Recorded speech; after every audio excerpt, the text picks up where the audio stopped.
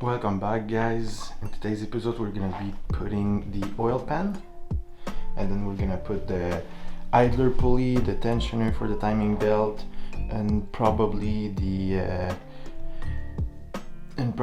accessory bracket that holds the alternator, the AC compressor and whatnot. So we're gonna tidy up most of these. I'll check if I'm gonna do the oil pump today if I have the time. If not, it's gonna be in the next episode. So let's get started. So first of all, what I'm gonna be doing is the oil pickup tube, which looks like this. So I already put the O-ring, I greased it, and it goes in here. So just place it, make sure it goes in properly. The seal didn't fold on itself, and then you have two small bolts here to put. So that's what we're gonna be doing.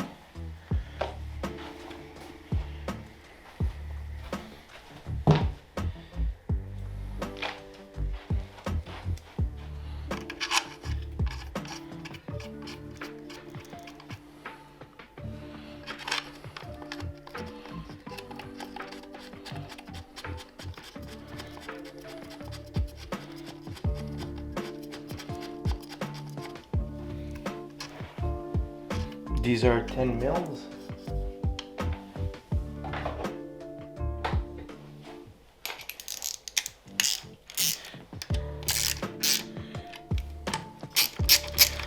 So for anyone asking for the torque spec, I mean, you could go and check it online. It's completely useless to check it, to be honest. It's an aluminum block, so tighten it, don't strip it. That's as easy as this. So it's tight, it's not going anywhere. Just use common sense and it would be enough. So after we do that, we're gonna put some sealant a bit all over the place where there's contact and whatnot, and we'll make sure if there's not too much. There's two seals to put here as well, so we'll make sure we do that as well. So for anyone curious to know the part number for the seal, the O-ring, for that here, for the oil pickup, it's 306-37867. So for the second seal that's next to it, the biggest one, it would be 8642560. And then the last one, which is a bit smaller, 8642559. So those are the three part number for these. Now, like I said, I'm gonna apply some sealant a bit all over the place. I'm gonna clean the surface just to make sure everything's clean, it's not oily. And then we'll do that. I'll make sure this is clean before putting the oil rings. So it's now all applied. I cleaned the places for the seals. I'm gonna grease them and put them in. Same goes for the oil pan. It's all clean. I cleaned it last time. I don't think I showed you guys. There's no oil stains, no nothing. So let's put this bad boy, and I'm gonna put the seals first so I don't forget. I'll take the time, put some assembly lube on them so they're not dry, and that's pretty much it, honestly. Well, let's do it.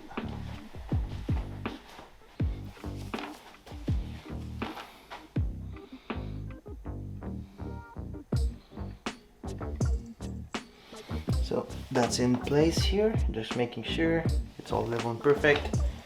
Now on to the next one. There you go, same thing. Now onto the oil pan.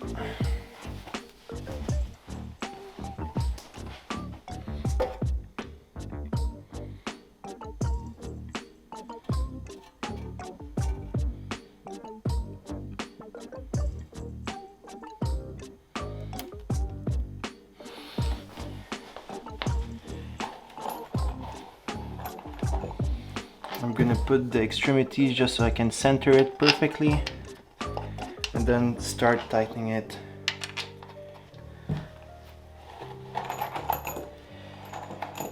Same thing goes for that. I'm not gonna use any torque specs. It's aluminum, just use your head, don't strip it, but keep it tight.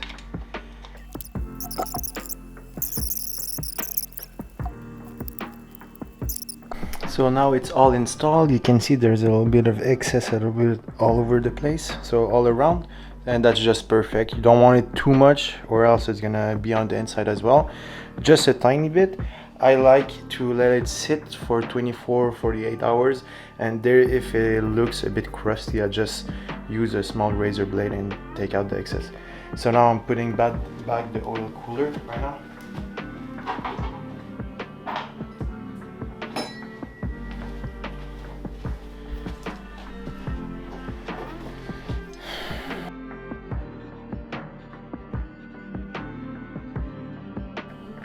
So I'm gonna need to modify this water pipe, maybe just shorten it just a tad bit, nothing crazy, because now it's level with the oil cooler, so it won't be able to be connected to that hose. So, but it's nothing crazy. We'll find a solution. Probably cut it well 2 or 3 dabs, so it acts like a bead roller. And then just a normal rubber hose, the same one, just a bit higher. Should do the trick, in my opinion. So that's installed. Oil level sensors installed. This one I kept loose. Oil pan is installed. I'm missing 1 bolt, so I don't forget. The rest should be good, honestly. We're gonna take the time.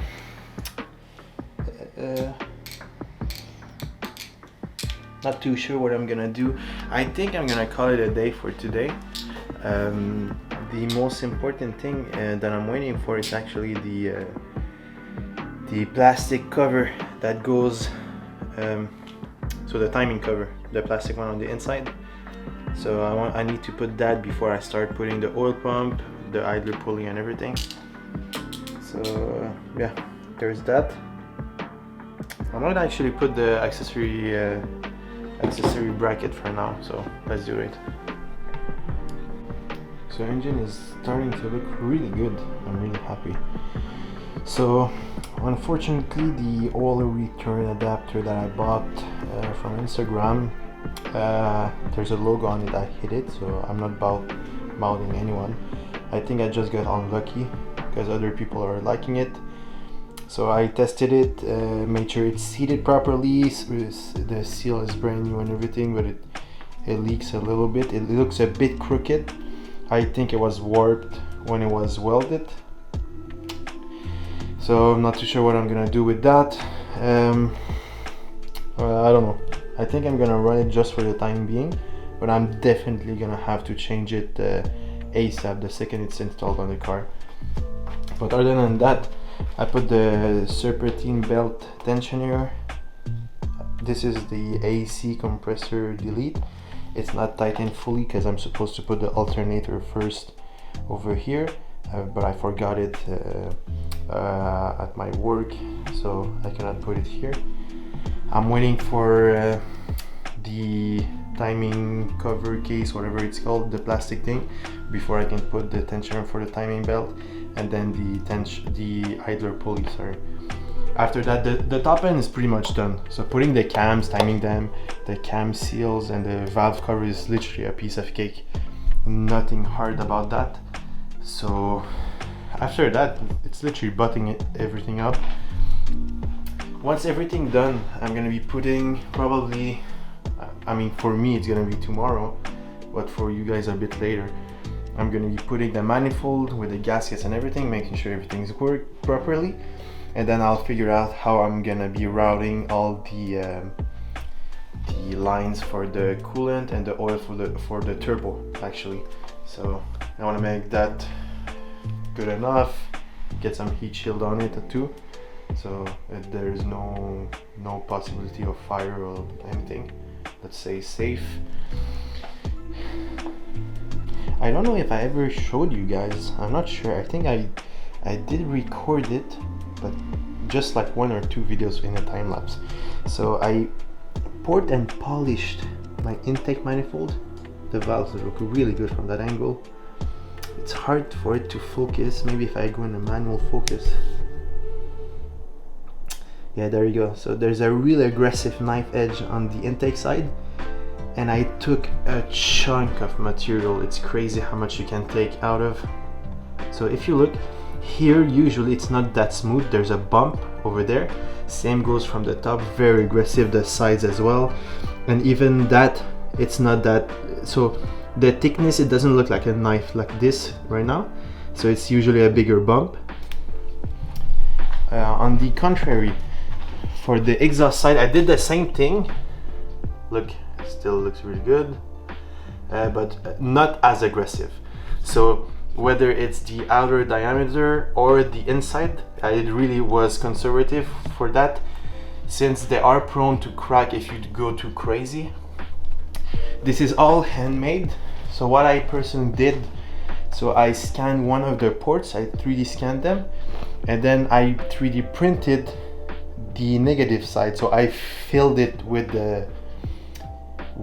what I printed pretty much. So I was able to go and pick exactly what I wanted to remove by hand, and whenever it was fitting perfectly and tight enough for me, I would call it a day for that runner, if you want.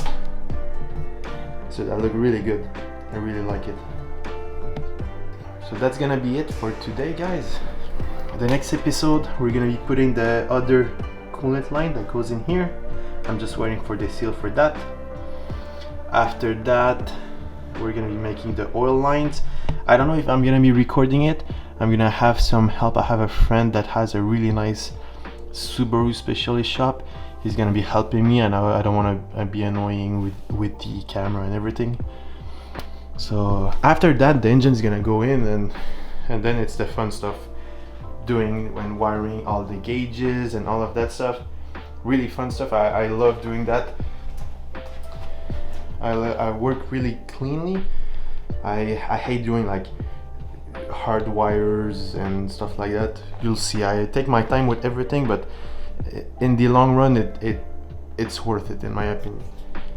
One thing I'm waiting for a really long time now, it's the oil pressure adapter, so I can run the OEM one and an aftermarket one with a gauge on the inside of the car.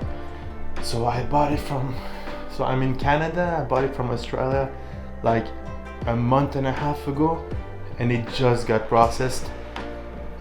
So I needed the perfect adapter with the perfect threads. I didn't want to like weld something up and have it warp or leak or anything. So I'm still waiting on that.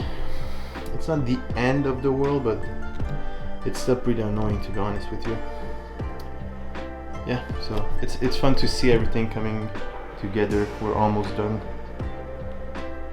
Engine was the biggest part.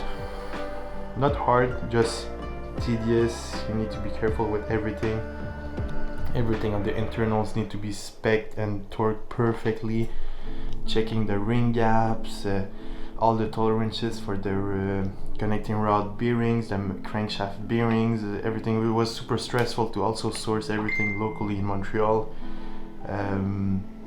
There is some really good shops, so it's either you take a loan out, you have someone build it for you, or you go to a decently priced shop, and it's almost like a Russian roulette. You either come back with everything scrapped, or you might come back with something usable. So I took the time to do the research, learn everything myself, learn to weld, learn to assemble, disassemble, learn to tune, so that way I don't rely on anyone. So thank you very much, guys. If you need anything, any questions, anything I forgot, a part number, whatever it is, feel free and don't be shy to comment down below, or even send me an email or DM on Instagram. And for today, that's gonna be it. Thank you guys very much for watching. Please consider subscribing and liking, and I'll see you in the next one. Bye bye.